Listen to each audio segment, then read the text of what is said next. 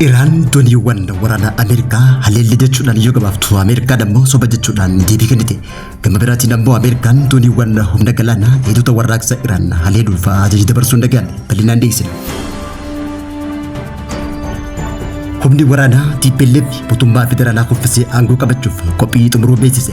Gama biraatiin ammoo Jeneraal Taaddasaa Warradaa pirezidaantiin naannicha garee waraana kana kaasuudhaaf carraaqaa jiran aangoorraa ari'aa jiraachuu dhibame bal'inaan dhiyeessina. Paartileen naannoo afur buufataalee filannoo 116 dabaluu beeksisan. Naannoowwan buufata filannoo dabalaman jidduutti wal mormiin naannoo Affaar fi Somaalee jidduutti ka'uudhaan yeroo ammaa tana wal mormiin cimee itti fufuun ibsame bal'inaan dhiyeessina. Daawwattootaa fi hordoftoota Lammii Miidiyaa nageenyi keenya bakka jirtan maratti isin dhaqqabu kanneen amma isin dhageessifne hanga footoo oduu Lammii Miidiyaati amma bal'ina oduutti aansina. Kabajamtoota daawwattootaa fi hordoftoota Lammii Miidiyaa dhiyeenya kana immoo sababoota garaagaraatiin isin irraa batuu keenyaaf nuuf golchaa isiniin jecha amma oduu fi odeeffannoo teenya guyyaatti deebinee jirra. Yaaddoon waraana bahaa jiddu galeessaa keessumattuu Strait of Hormuz keessatti mudatte marsaa haaraan jalqabuun ifame. Iraan ibsa guyyaarraa baafteen dooniiwwan waraanaa Ameerikaa irratti misaa'ila dhukkaasuu isii ibsuudhaan dooniiwwan Ameerikaa kunis dirqaman gara duubaatti deebi'uu beeksifte. Haa ta'uutii malee ammoo Ameerikaan haleellaa kana battalumatti haaluudhaan gabaasni kun bu'uura kan hin qabne jechuudhaan deebii kana deebisite.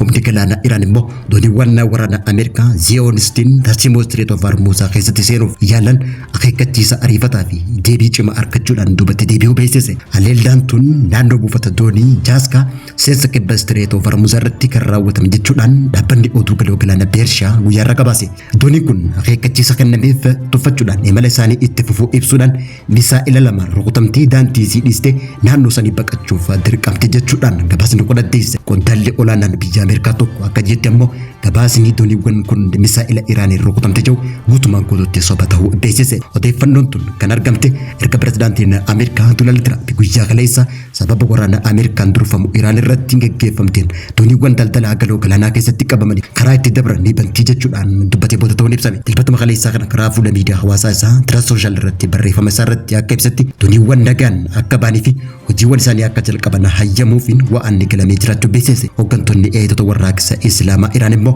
dooniiwwan daldalaa yookaan bobaa kamuu waraana Iraan waliin sochii qindoominaa hin qabne raawwachuu akka hin dandeenye ibsuudhaan kanaanis ammoo ajajaan humna nageenyaa dooniiwwan Iraan kattee Alii Abdullaahi akka ibsetti dooniiwwan bobaa fe'anii deeman hundinuu dabruu dhiisuu fi dabruun isaanii ammoo ajaja keenyaan alatti hin hundaa'u jechuudhaan beeksisaniiti jiran. Erga waraanni kun ka'e asitti Iraan dooniiwwan daldalaa kan Ameerikaa fi michoota isii ta'an galoo galaanaa akka hin seennee fi akka hin baane dhoorkitee jiraachuu beeksifte. Tarkaanfiin tun erga bobaa fi gaaziin addunyaa gatiin bobaa addunyaa 50 ol kan dabale ta'uun ibsame. Ajajni jiddu galeessa Ameerikaadhaa Seentaakoom akka ibsetti Iraan irratti dhiibbaa gochuuf buufata doonii Iraan cufuu beeksise. Seentaakoom hojii baraarsaa kana hojjettoota waraanaa 15,000 xiyyaarota lafoo galaana irratti argaman 100 ol akkasumallee xiyyaarota nama maleessaa dirooniiwwan waliin ergamaa jiraachuu beeksise. Akka Admiraal Brood Koppar jedhutti hoggara humna galaanaa kun nageenya naannoo fi dinagdee addunyaatiif murteessaadha jechuudhaan dubbate. Koreen eegdota warraaqsa Iraan kaartaa haarawaa naannolee galaanaa ijootaan to'annaa isaanii jala jiran jechuudhaan himtu Strait of Hormuz keessatti agarsiisu ibsuudhaan dhukaasa dhaabuun torban lamaaf karaa manguddummaa biyya Paakistaaniin labsamullee Islaamabaad keessatti taasifamaa ture waliigaltee waaraa irra gahuu akka hin dandeenye ibsameeti jira. Kanarraa kan ka'e pirezidaantiin Ameerikaa Doonaald Tiraamp yeroo xumuraa waraanni haaraa odoo hin kaanetti dhukaasni dhaabbachuu akka danda'uu fi akka dheereffamu ibsee turuun yaadatama. Yeroo ammaan tana Iraan Strait of Hormuz irratti to'annoo cimaa qabna jettee kan himtu yoo ta'u garuu Ameerikaan tarkaanfii waraanaa fi himannaa waraanaa Iraan kuffisuudhaan naannicha keessatti argamuun waraana ishii cimsitee kan jirtu jechuudhaan TRT fi Reuters guyyaarraa gabaasaniiti jira. Ajajaan armii 60 humnoota Tigraay kan ta'e Jeneraal Hintsaa Walde Giyoorgis qophii waraanaa mootummaa federaalaa aangorraa buusuuf dandeessuu taasifamaa jiraachuu beeksise. Qondaalli humna waraanaa Tigraay kun gaafii fi deebii miidiyaa waayinii waliin taasiseen akka ibsetti ganni odoo hin seenne duratti waraana jalqabnaa jechuudhaan dubbachuun mul'ate.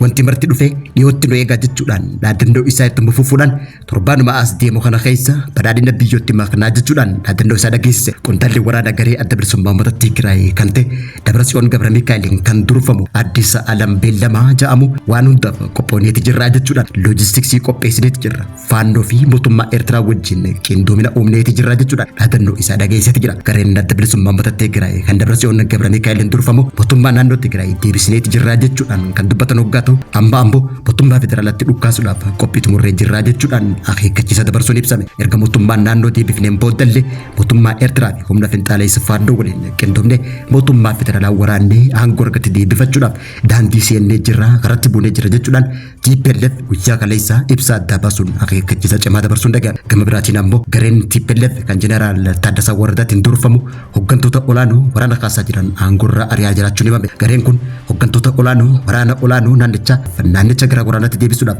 mootummaa morman buqqaasuun kanneen birootiin bakka buusuuf ajajni kan namoonni ibsame. Hanga ammaatti garee kun itti gaafatamummaa bulchiinsa humna namaa Birgeed Jeneraal Nagaash Daanyaw kan sochii waliigaltee Piriitooriyaa cabsuudhaan gara mana marii seeraan alaa waraana dura hundeeffametti deebi'uudhaan naannicha dirree waraanaatti jijjiiruun mormaa ture aangorraa kaasuun ibsameeti jira. Yeroo ammaa tana Birgeed Jeneraal Nagaash Daanyaw iddoo murteessarraa kaasuudhaan guyyoota itti aanan keessatti ammoo to'annoo jala oolchuuf yaadamaa jiraachuun beeksifame. Jeneraal Nagaash Daanyaw malallee hooggantoota hidhattoota Haduush jedhaman aangoo irraa kaafamuudhaan guyyoota itti aanan keessatti ajajaa kutaa loojistiksii Jeneraal Walda Gabriel yookaan Weedii Biyyaa jalatti karoora waraanaa garee finxaaleyyii kana morman kaasuudhaan to'annaa jala oolchuuf karoorri qabamuu isaa maddoonni amanamoon naannoo Tigraay gabaasanitti jira. Naannoo Afuritti buufanni filannoo West City jedhaman waggoota jaan dabran kanaaf ammoo naannoo Somaalee ta'uun beekaman keessatti Afar filannoo taasisuuf jechuudhaan Somaaleen mormii kaasuun dhaga'ame. Haa ta'uutii malee ammoo naannoon buufata amma jaame kun kan naannoo Afar ta'uun gabaafame. Paartileen mormitootaa murtiin tun bu'aa hamaa akka fiddu akeekkachiisanii jiraachuun ibsame. Naannoo sanitti lammiileen nagaa kumaataman lakkaa'aman kan ajjeefaman hoggaa ta'u namoonni hedduun qe'ee isaaniirraa buqqa'uu deemameeti jira. Tarkaanfiin tun nageenya dhabuu dabalataa fiduu akka danda'u paartileen kunneen hubachiisuudhaan haalli kun hatattamaan sirreeffamuu akka qabuu fi tarkaanfiin akka fudhatamu paartileen mormitoota naannoo Somaalee gaafachuun dhaga'ame. Bulchiinsa naannichaa tarkaanfii fudhatamuu yaamicha dhiyeesse kan bulchiinsi naannoo Afar immoo tarkaanfiin akka fudhatamtu yaamicha kan dhiyeesse hoggaa ta'u komishiniin filannoo bal'inaan ibsa kennuu baatullee ibsa akka kennu paartilee siyaasaa gaafachuun dhaga'ame. Buufanni filannoo gara Afaritti dabarfaman jechuudhaan Somaalee yeroo ammaa tanaa mormaa jirtu kunneen Garbii Cees, Cundoofoo fi Adaayitii yoo ta'an paartileen siyaasaa naannoo Somaaleedha. Paartii UDF, ONLF, WSDP fi SFP'n ibsa baasuudhaan gocha mootummaa fi komishinii filannoo biyyaalessaa balaaleffachuun dhaga'ame. Daawwattootaa fi hordoftoota Lammii Miidiyaa irraa oduu yeroo kanaaf qabnu kan gammachuun hordofaa turtanii turtii gaarii.